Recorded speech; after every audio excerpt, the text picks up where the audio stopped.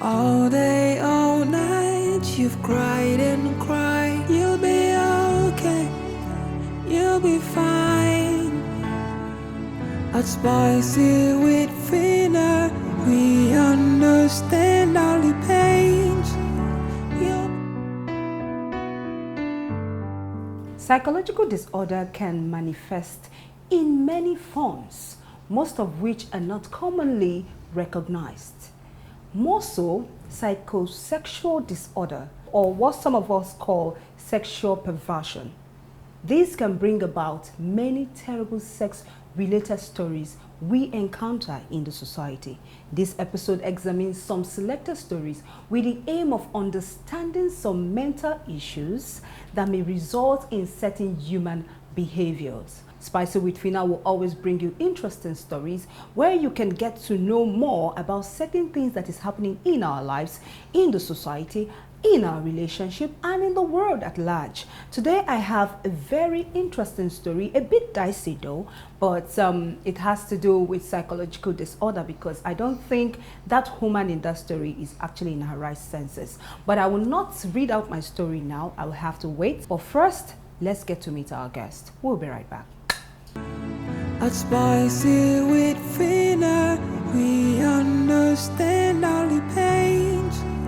Adanze Oshomonika, formerly known as the Mind Doctor, is a mental health therapist, wellness and communication specialist, a speaker, trainer, and public health expert. She is the host of the show Mind Doctor. She's a published author of 2 books, Drowning, a true story and practical guide to overcoming depression and how to take care of your mental health. She's also the CEO of Medicare Health, an organization that offers wellness solutions, employee assistance programs, consulting, and psychological support services. Margarita Adokuru, a graduate of history from Ambrose Ali University in Nigeria. She is a businesswoman, a farmer, and an administrative personnel at Salini Nigeria Limited. At Spicy with Phina, we understand all the pains.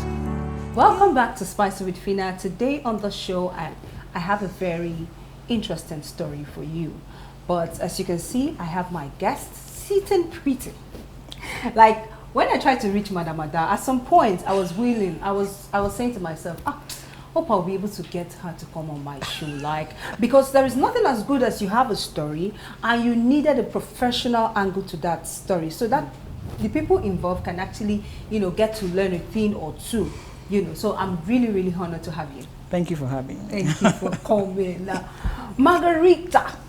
When I said I was going to reach out to you to come on the show, I knew that you actually have a lot to do and all that. But yet, even in your tight schedule, you find time to come. It's actually a pleasure. Thank you so much for coming. You're welcome. Thank you. So the show is all about, we have story-based. So we have a story currently that we would like to read out, and then we can drive the conversation through the story. All right. So let me read it out. I'm a single mother. I dated my baby daddy for 6 years. I loved him so much. He was the only one, in fact, he was the one that deflowered me. We did everything together. Because of him, I had to have an extra year in school. The love was so much and I knew I couldn't do anything without him. Then the devil struck.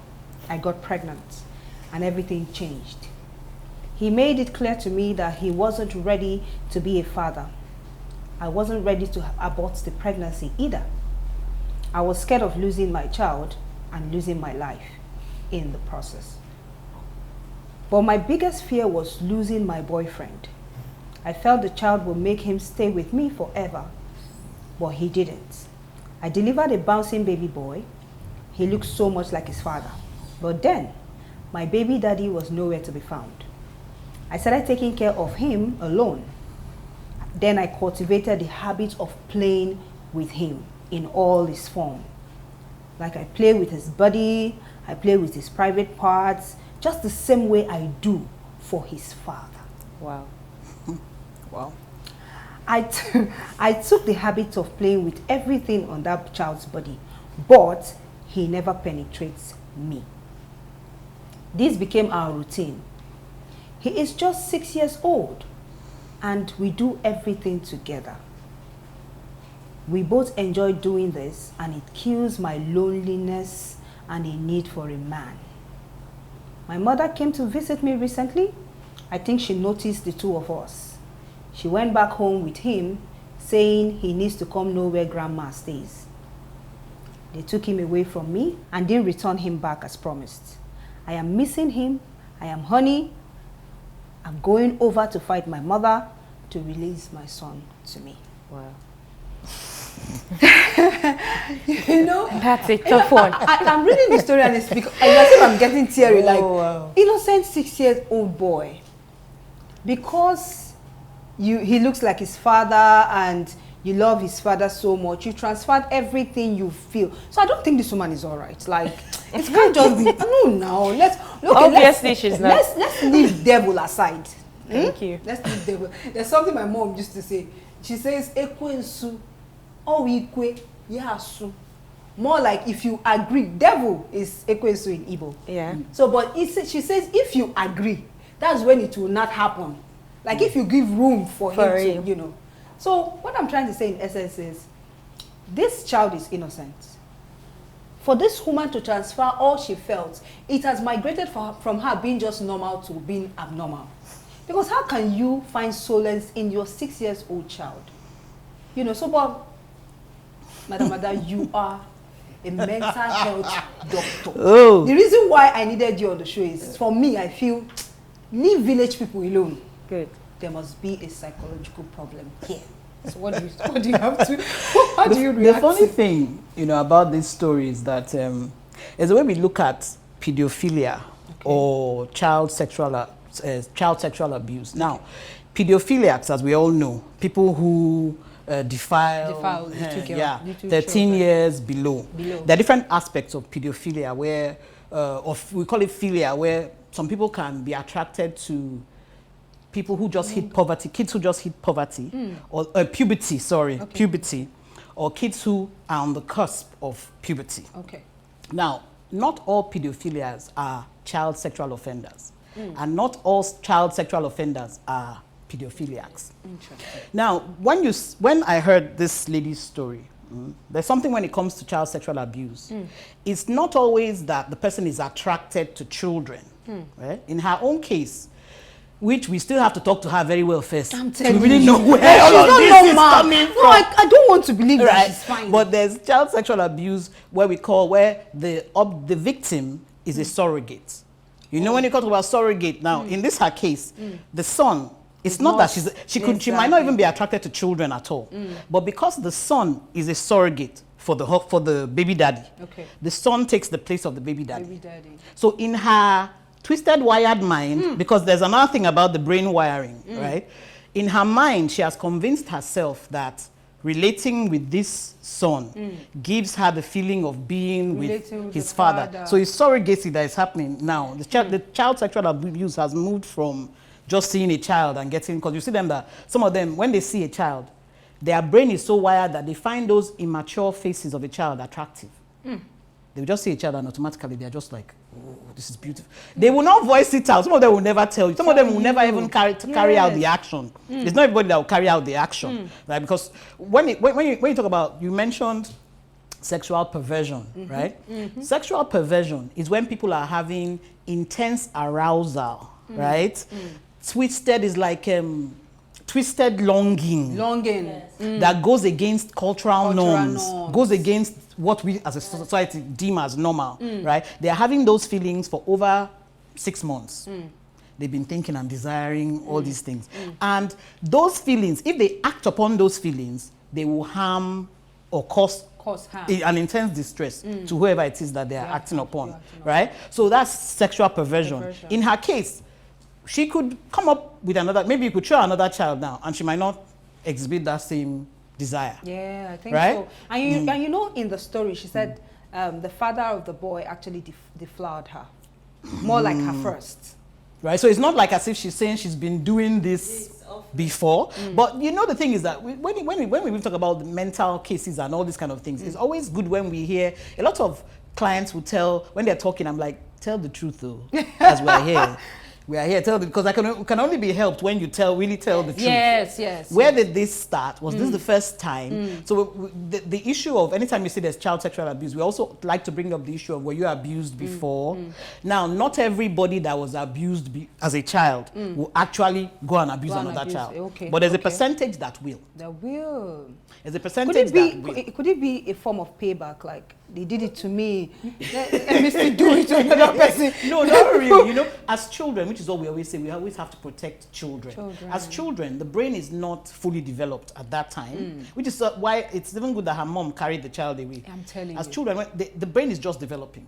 So it's whatever you do to the child, that the child at that time will deem it as, okay, this is the way it's supposed to be. This is normal, this is normal. So when you're a child and somebody abuses you sexually, in your mind, somewhere in your mind, you're thinking that this is normal. This is maybe because some abusers will be telling you, oh, I love you, I really, really love you. This is what, like, this, she's playing into her child's mind and telling him, you know, we're meant to be together. So you would see some mothers with some inordinate relationships with their sons. It actually happens more than you see. So the child is already thinking that this is the way it's supposed to be. This is how my mom shows her love. And everybody grows up with that twisted mindset until it exhibits later on, when that child in his mind has assumed that this is the way to, if I'm going to be having something with somebody, it has to be somebody younger than Something like me. that. Margarita, how do you react to this story? At least you've heard it. And For me, firstly, I think her foundation has to do with how she sees herself. Because I don't see her like being in love with her boyfriend. She's obsessed. Because before it got to the point of the guy getting her pregnant, she should have already seen signs that this guy is not in love with me. So I would say as a woman, she lacks this self-confidence. okay. She lacks knowing who she is. She doesn't know who she is. So not knowing yourself as a person really affects your That's self-discovery. Exactly. So she lacks that. So like she said earlier, her foundation matters as well. Okay. So now it's a two-way thing. Either she was molested or abused as a kid. Then secondly, it's obvious that her home was not really, didn't really build her to be confident in herself. Because before the guy left her, or before he left her pregnant, there's already a sign that this guy is not treating her right. Even if she's not stating it in the story. Okay, there might be such signs. That's what you're trying to say. There will be such signs because he left her, obviously. And even went away. And 6 left years away, later. and he's not seeing his son. So now the boy is a victim, and it's a good thing the mother took him away, because for we human beings, children are like CPUs that we use for our computers. So it's what you input in them that they go with, that comes out. Comes out. You are like this because of whatever your mom has imputed in you. Exactly. I know that, yes, when we grow up, we tend to learn and we tend to build ourselves either in a good way or in a bad way. But most times the foundation matters. Yes. Because most times when I say the foundation matters, people go like, oh no, yes, you can come from a very wrong foundation and you can build yourself to be good. But out of 100%, trust There'll still me, be traces. 70 would go astray. There will still be traces. We would continue on this conversation. All right. Let's go on a quick break and we will be right back. Okay. Stay tuned. At Spicy with Phina, we understand all the pains. Welcome back. It's still Spicy with Phina, and we're discussing psychological disorder. And my guests, they've just been doing great. So, I would like to ask, you're a mental health doctor. What is the difference between psychological disorder and mental problem? I think there should be difference. Or is it the same thing? It's a very interesting question. Actually, professionally now, people interchange the words a lot because they don't want to start explaining the big grammar behind the whole thing. But there's a slight difference. Okay. When you're talking about psychological disorder or psychological problem or whatever it is, right? You're talking about the mind. There's a dysfunctionality in the mind of the person.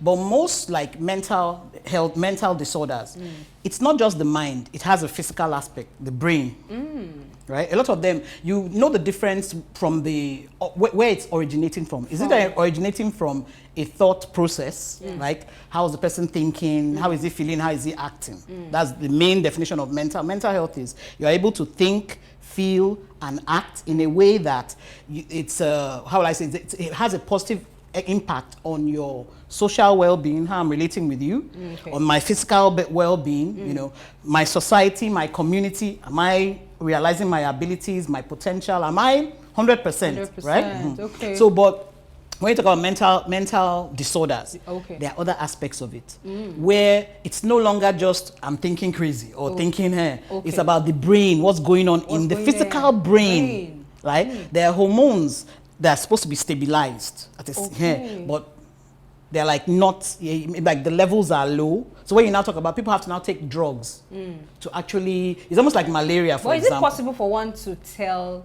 if you're having psychological disorder or not? Very, can you self-diagnose yourself? Like, can you tell? Some people diagnose themselves, but this is the best. Like, for if you are not, like, some of the examples are this: you're experiencing extreme sadness or irritability continuously.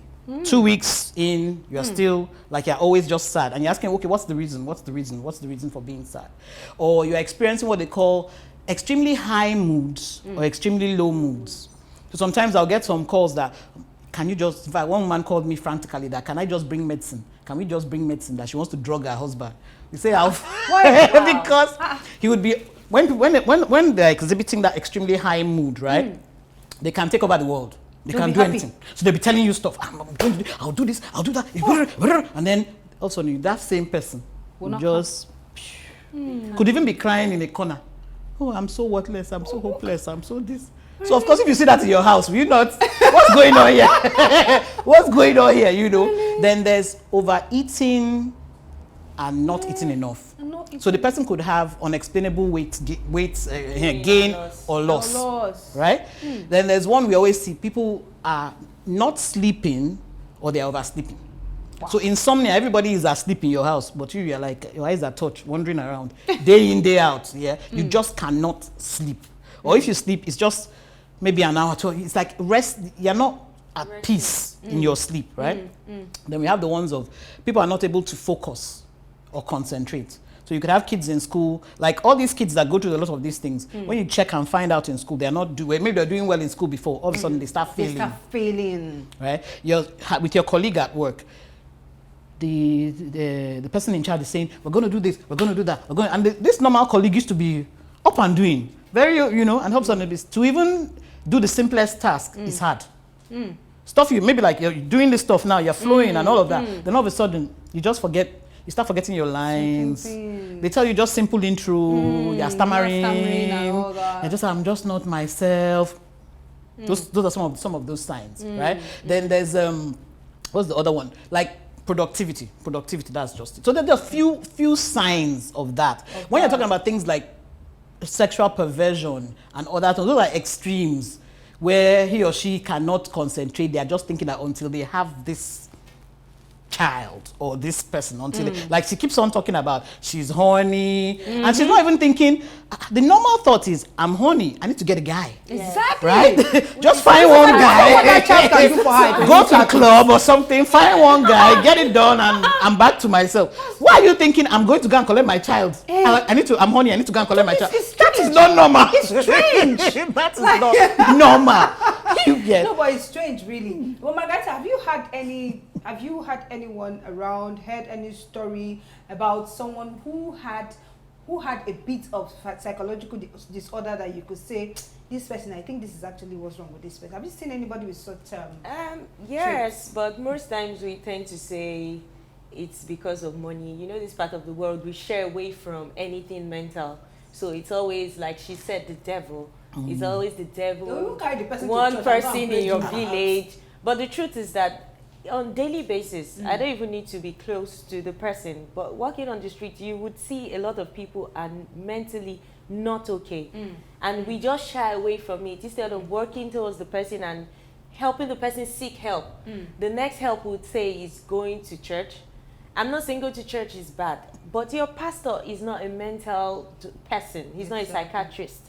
He's a pastor. Let him do his job. So we end up making other people do another person's job. So the truth is that almost everybody is mentally not fine. Especially in Nigeria. I need to point out something she was saying there, because when we're trying to define, okay, what are things that cause mental illness, and environment is a very big part of them. Yes. Now, abroad, you can actually go through a mental illness without, you have all the money, everything is okay, right? And you can still go through a mental illness. But those are like, Oyibo terms. When Oyibos discuss things about, when we started to define, as Nigerians, when professionals, we started to define mental illness, we could not define it without bringing out what's happening in our country. Exactly. Poverty is a factor, Yes. right? The stress here is a factor. When a mother cannot feed her children, or they've gone from 3 meals a day to 1 meal a day. By the time you sit down and think, because don't overcomplicate this mental illness thing. Excessive, I neglected to mention, excessive anxiety, worry, or fear is one of the symptoms. Yes. So like you're constantly, I'm talking about consistently worried. You're like worried, as in, you're worried. There's no other way I can say it. Fear, you're like, you're scared of tomorrow. You don't know what's going to happen. This. Oh, that's actually Yes, it's one of the I thought it's symptoms. Just you trying to, work your mind to start aligning yourself. Worry is different. Worry is different from working your mind, though. Oh. Worry, you can be sitting down here. What am I going to eat tomorrow? Kai, what am I going to eat tomorrow? And that's how, even today, have I eaten? Oh, tomorrow. And then you start getting, you have to separate your mind as in, are you creating a solution? It's a different thing to say, what am I going to eat tomorrow? Okay, so what? Maybe I should sell. Have I called that guy that said he wanted to buy this thing? Okay, because if he pays for that, I can pay for this and I can pay for that. Okay. That's a different way. That's a different But some way, people will because sit down and find what am I going to solution. eat tomorrow? What am I going to eat tomorrow? Chineke, now what am I going to eat tomorrow? And No they'll be solution. gone, no solution. Okay. Except when the solution is, let me go and rob my neighbor. Then it has developed. So in a nutshell, you're saying like worry, fears, that's if anything that you can't control, anything that takes over you.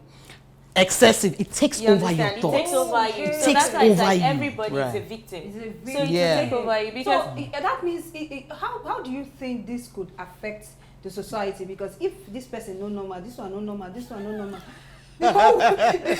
Which is why we've been pushing the narrative since that mental health education is important. Oh, really? Right? It's important. We all need to know. Here we are a peculiar society. You go to the pastor, if I go to the prophet, or you go to the imam, and even now, we're trying to educate. I go to churches, we speak about this because we have been victims of this for so long. Somebody can be I cannot have a physical ailment now that was caused by my negative eating habits. Yeah. Let's say I always eat bad stuff and all that. Suddenly I end up with a sickness or something. And I get to church, a pastor lay hands. Oh, it's a woman of God. They say, yes, the symptom end. Immediately but if I go back home and engage in that same eating habit, it comes back. Comes back. what's going to happen? Likewise, like when it comes to mental illness. If, for example, now you even when something happened, they prayed, the anointing, whoever in the service was, and you just came out light, you now go back home and something happens, and then you now say, what am I going to eat tomorrow? And then you continue. You're back to square one. So we have to understand how it works, right? We have to understand how it works. And we can't keep saying spiritual. Let the pastor deal. Even the pastor has his own has his own issues. So I'll come back to understanding how it works. Yeah. Understanding how it works. But we have to go on a quick break. When we come back, we'll continue with the conversation. We'll be right back. At Spicy with Phina, we understand all the pains. Welcome back. It's This Spicy with Phina, and I don't know if you've not been watching. We've been talking about psychological disorder, and it's been wow. In fact, my guests have been doing so much justice to this topic, and I have learned. In fact, I've learned so much on this show. You said something about how it works. Some of us don't know how it works. There were times I used to have, should I say anxiety? Because I just get worried. Even when I know God is in control, I still get worried, and that worries deprive me of my sleep. And sometimes I stay awake till 3 a.m. and I need to know how it works. Like, what do I need to do? How does it work really? Okay, so the basis, as I already tell people, when it comes to mental health or mental illness, Okay. I feel as if your starting point, or I stand on it, your starting point are the thoughts. Thoughts. Work on your What you thoughts. think, you will feel. What you feel, you will act upon. Right? So what you think, and in the area of thoughts, I call thoughts the language of the brain. Language of the mind. You know, you can be thinking stuff and you're communicating with yourself right inside your mind. Exactly. So a lot of people have what you call particular thinking patterns. Right? Some people have thinking pattern of blowing everything out of proportion. Yes. So I can come and tell you that somebody parked in front of your gate, and you'll be like, why should he park in front of me? For all I know, it could be an armed robber. For all I know, it could be before she knows, she goes out. If she attempts to see the guy, one slap or several slaps before calming down to hear what is happening. But if I interrupt that, Okay. if I interrupt blowing things out of proportion, okay, what was the first thought? Okay, somebody parked. Someone tells you someone parked in front of me. I wonder why he parked in front of my gate. Maybe there's something he's doing in this area and he had to park in a hurry to quickly get out. It's obvious he might have gone to my neighbor's house, so maybe I should just go out and find out what is Find going out on. first. You're right. So I interrupted that, right? So the first thing is, what is your thinking pattern? If some people have a black and white thinking pattern, it's either black or white. It's either hot or cold. There's no gray in between. At all. It's either yes or no. We can't go beyond the And table. white and black and give you gray. But this life has different colors. This life has different. It doesn't mean you have to accept all the colors. All the colors, But you need to understand that there are different colors, Exactly. right? And everything is not just this or that, Exactly. right? So interrupt that thought. Okay, somebody has told me something. Calm down. Don't take it like, don't start crusading. Let's just hear what the person has to say. Okay. So the things that you have to talk about, what is your own thought pattern? To develop, people who have, like someone's asking me about negative thoughts, they don't just happen, you don't just get addicted to thinking negative thoughts in one day. You have been thinking that way for long. So now you have to start questioning, how do I think? And the way that I think, how does it affect my mental health? How does it affect the way I even do things? So if my thought pattern is wrong, if I've been raised in, like this boy now, he's being slowly cultured into somebody who thinks my mother is the same thing as my lover. Exactly. So he could come out like, and he could even grow up, okay, maybe the mom, he could grow up and then find a girl, and then he feels his girl should be his mother, should behave like his mother. I think that should be part of the effect of what this woman is doing to this child. That is what she's doing. So She's let's talk more about Yeah. the effect of the mother's action on the child. Now she's twisting his vision of what a mother should be. What children look at with all of us as adults is security. Yes. It's just like if your kids, if for example you can't provide food for them, you can't provide care, they suddenly feel that their security is being eroded, right? So they now someone start looking for somewhere else. So she's taking all of that. Yes, she's providing to her, nurturing. She's being there, but a twisted kind. Right? So he's going to be confused as to how should he look at women? How should he even look at older women? Some of them they come out, they start doing stuff with older women because you hear some guys, they'll say, I was raised by my grandmother. Nothing twisted though, but just that I know how to interact with older women. Talking to younger girls doesn't mean, that's even a harmless situation. You can't judge him when he now says, I want an older woman, right? But if he comes and he's like, every older woman he sees, he's now with the woman. He's saying, okay, be like my biological mother to me, but at the same time, sleep with me. But at the same, he's going to start making some certain demands. I don't know how to explain, because the connection between her and his mother is now being twisted. Which is why when he's with his grandmother, even his grandmother has to watch out for those kind of things. Exactly. Because he might now want to turn his grandmother into his the surrogate for his mother. Right? So women that come into his life, in other words, they now become the surrogate for his mother. The girl he eventually hooks up with will be wondering what kind of relationship does it? Because everybody will sense that energy. There's some kind of weird vibe between you and your mother. And it's happening. She might stop doing all that with him. But there'll just be this weird thing, and the girl will be feeling like, it's almost icky. What is going on? But I said you have one or two. Yes, I have one or two things to say, which we already agreed the boy's part is already twisted. But I would say, if for the grandmom to help him now, because the mom needs help, she needs to seek help. Of course. But the little problem or the little question I have for you now is, seeking help in Nigeria, let me be fair enough, not Africa, is still kind of not normal, because people say seeking help from a professional is too expensive. Well, I think that That's why they rather go to their from pastors. An abstract point of view. They don't even know. They've not made a Okay, really, I have a friend which is mentally messed up. Ooh. I spoke with her and I was like, girl, you need to seek help. Okay. So the help she can seek was from a priest who actually read psychology. Okay. So that's the luck she had. But when the priest was posted out of town, she was in a fix. So I asked her to go like to any mental doctor like you. Or so she came back telling me it's unaffordable. Wow. So do you think there are ways it can be affordable? So that's a very good question right now because I think a mental health expert or a doctor or a psychiatrist, a psychologist should be available. The availability is very key and it's very low.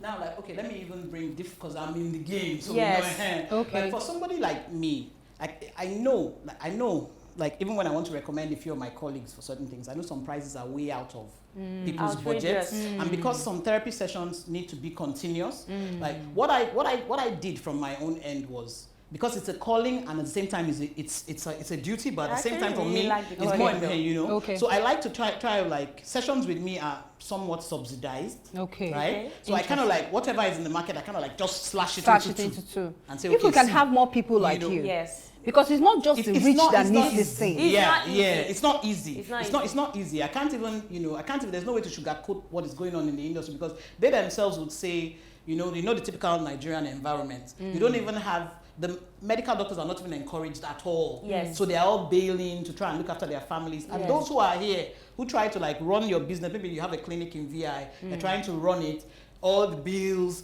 everything, so they'll just tell you, I no send a doc, I no send, I just want to, So if we're going to give our final words to this woman, both to the woman, to the grandma that has this boy now, what are we going to advise them? Let me start with you, Margareta. Okay, for me, the advice is they should seek professional help because that is key. Because the major thing here is always seeking mediocre help. We just go, oh, my great-grandfather, forgetting that times change, environment change. Now, in this our generation, we're much more outspoken. We're much more out there because I think the internet is helping us and majority of us are traveling. And once we travel, we'll go like, why is this place like this? And my place is not like this. So when we come back, most times, those grandma and grandpa's psychological theory is actually in the past. It's not like your experience doesn't serve. It does serve. But sometimes I think we should seek like her. Seek help from mental doctors. She's in the generation. She knows what it is. So I would advise the grandma to take the boy to a professional help and not seek religious Okay, so now you're saying both the boy and the mom the mother. need So the help. boy definitely, the mom he is even a separate, case. after even getting the help that she needs, she needs to even be part of the force to help the that boy. boy. Just start telling that boy, what I did to you, I'm sorry. I was He wrong, has to stop. I should never, in fact, it will take her a while. I should never have Because when the done boy it. realizes, the kids are still small. Yes. Somewhere at the back of his mind, he's feeling that this is wrong. But it's just that it's his mom, right? So if later as he grows and she now tells him what I did to you, honestly, it could wreck the whole relationship. Yes, but for she a has while. to do it. Yes, For to a while, help and him, she has yes. to do it. She has to be brave enough to take that step and say that. But right? I'm actually scared for the mom because raising an adult is always really hard. But raising a kid is still better because the brain is still maturing. But that's what I'm saying. She needs professional expertise. Help. This is And not a patience. normal- I think the This child is not a should normal even be thing. away from her, indeed. Yes. Yes, Like the that, grandma let did that the be best broken, thing. let Yes, him let stop it getting bond. used to that. Let Yes. it burn off. Be Then when he comes, she can now start, but she Thank needs you to see so somebody, much. definitely. She needs to see somebody. She needs to see somebody. Okay, thank you so much, guys. I really appreciate you guys for coming. welcome. And you've actually done justice to this topic, and we have a gift for you. It's been a pleasure. Oh, really? I like this kind of topics, yeah. They bring a lot of Yes, not yes, that. because our society just actually feeling a needs little this. sad. So from I don't know what to do. I'm telling you. Yeah, please, okay. I can tell you 10 things now Thank that you make to you do. happy. But this was real issue. So, courtesy of Spicy with Phina, we have this for you. Thank you so much for That was coming. Nice. Thank you so much for coming. And then we have this for you. Thank you you. so much This for coming. beautiful. Thank you so so much. much. Really. Thank you. I hope you've learned a thing or two, because psychological disorder is real. Like, people just walk on the streets and they're going with a lot of baggages, even without them knowing it. Exactly. If you need help, please seek for help. People die every day because they feel I'm all right, I'm all right. If she had not told me, I wouldn't have known that the few period of time I had some sleepless nights were actually, something to even bother about. But over time, I learned to work on myself, learned if I have to do exercise, I do. If I have to talk to people, so as to have that relief that I need. So kindly always reach out to people for help. And if you would want us to also help you, link you up to professionals like Madam Ada we have here, you can always call the numbers on our screen and we will link you up to professionals that would attend to your case. And you can always send us your true life stories to spicywithphina@gmail.com, and also follow us on our social media handles at Spicy with Phina. Trust me, we will always be here for you. It's not just Spicy with Phina on screen. Off the screen, we always do our best to link you up to professionals that will attend to your needs and be able to profile solutions and give you help. That way we'll be able to live longer, happier and healthier. Until I come your way again next time, I remain your humble host, Phina, and I'll see you on the next episode. Have a good day. All day, all night, you've cried and cried. You'll be okay, you'll be fine. At Spicy with Phina, we understand.